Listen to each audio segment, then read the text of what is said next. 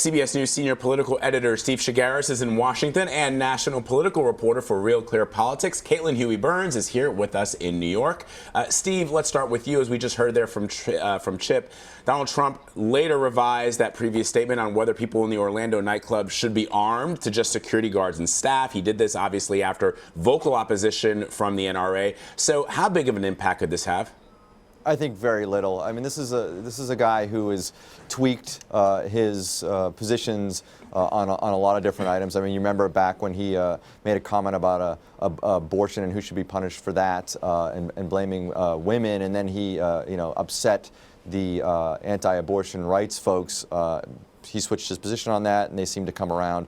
This is a situation, I think, very similar, where he didn't seem to have all the details. He's just sort of talking like he talks in very vague terms, but in a way that doesn't seem to be completely in line with the folks that support him. But the head of the NRA on Face the Nation yesterday, in the same breath as saying I don't agree with him on that aspect of it, then praised Donald Trump and said he's fighting for what we're fighting for. And so I just don't see how much of an impact not having the specific details nailed down is really going to impact Trump. It's pretty much his MO.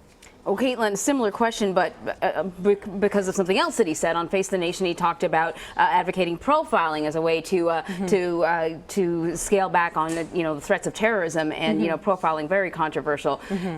Keeping in mind that the Republican Party is trying to diversify its base, become more inclusive. I mean, what's the benefit of this strategy? Well, Donald Trump has been operating at odds, really, with what Republicans have been trying to do for the past year. Remember the autopsy report that came out a few years ago after the 2012 election, trying to expand the base of support, reach out to minority groups especially. Trump has really defied everything that they've tried to do.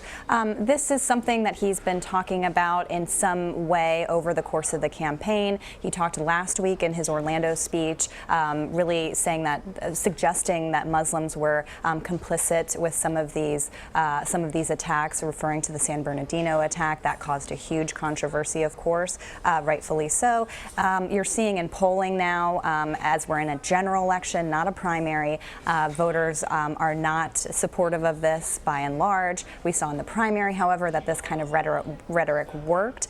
So what you're really seeing, and what we've seen, over the course of the past few weeks, is that Trump has not shifted strategy at all. And there were questions about whether he would, and I think he's starting to answer that he's really not changing. Yeah, and Steve, I mean, he's stirring the pot. Obviously, this type of rhetoric will sort of engage his base. But as Caitlin points out, in a general election, it's proving very difficult. His polling numbers are way, way, way down. And then when you couple that with charts that I've seen of the number of staffers that he has around the country versus Hillary Clinton, I mean, is this something that can continue like this for him?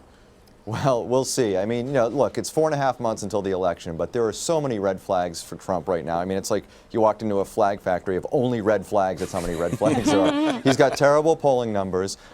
He has Republicans that are jumping ship. He has a group of delegates who are trying to perhaps deny him the nomination. And he has people criticizing him up and down, no matter what side of the political spectrum you're on. And so, yeah, is that a problem? Sure. But at the end of the day, look what he has going for him. Hillary Clinton is not the most well-loved candidate either.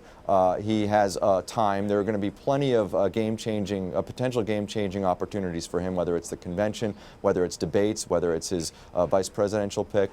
And you just don't know what's going to happen in terms of the news. And I think if you look at the strategy that he has, he's definitely trying to play on fear, right? And so I think he's banking on the fact that Americans are fearful about the economy, they're fearful about terrorism. And if those two issues get worse in terms of people's view, then maybe that benefits Trump. There's a long time for him to figure that out. However, right now, if the election was today, doesn't look very good for him. You talked about some Republicans jumping ship, but even some Republicans who have endorsed him have been sort of supporting him in a rather lukewarm fashion. And I'm thinking about Paul Ryan, and I want to get your reaction to something that Paul Ryan said. He was asked whether or not he would work to sway some of Trump's detractors in Washington, and here was his response. The last thing I would do is tell anybody to do something that's contrary to their conscience. Of course I wouldn't do that. Look, believe me, Chuck, I get this. This is a very strange situation. This is a very unique nominee. But I feel as a responsibility institutionally as the Speaker of the House that I should not be leading some chasm in the middle of our party, because you know what I know that will do? That will definitely knock us out of the White House. It's already divided. I guess, well, it's divided, and I'm not going to tell somebody to go against their conscience. So, Caitlin, what do you make of that message? Well, Paul Ryan had endorsed Donald Trump, hoping to really unite the party, right? And that really hasn't happened, because Donald Trump really hasn't participated in that unification effort. Last week, he said he would go it alone if needed. And Ryan is in this difficult position that he's kind of created too, where he's endorsed Trump, then he says lots of controversial things, and he has several, many Republicans in his own House and in the Senate who are facing really tough re-election races of their own.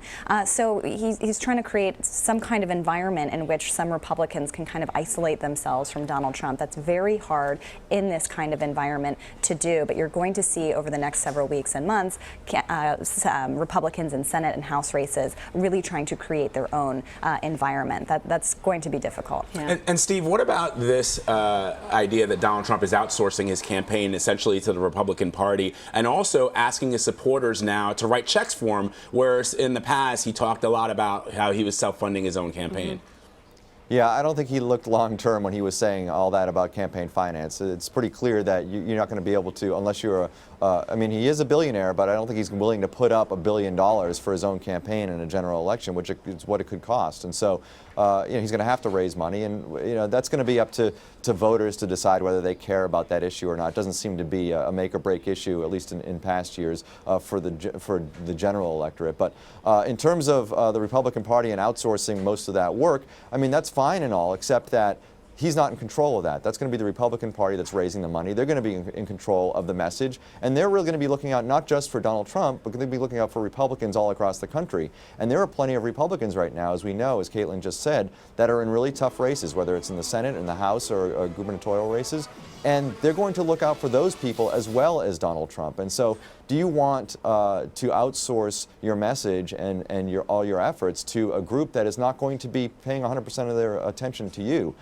Most presidential candidates say no to that, and that's why they build their own organizations and spend their own money in terms of and put their own message together to help their own candidate, as opposed to having the party do it. So they're looking out for everybody in the party. I wonder if we'll start to see almost dueling campaigns for the same candidate. Donald Trump on his sort of own agenda, and the Republican Party, doing what they do normally. Yeah, because they've got to worry about all these other races, as Steve points out. Senior political editor Steve Chaggaris, Caitlin Huey-Burns of Real Clear Politics, thank you both. Appreciate it. Thanks.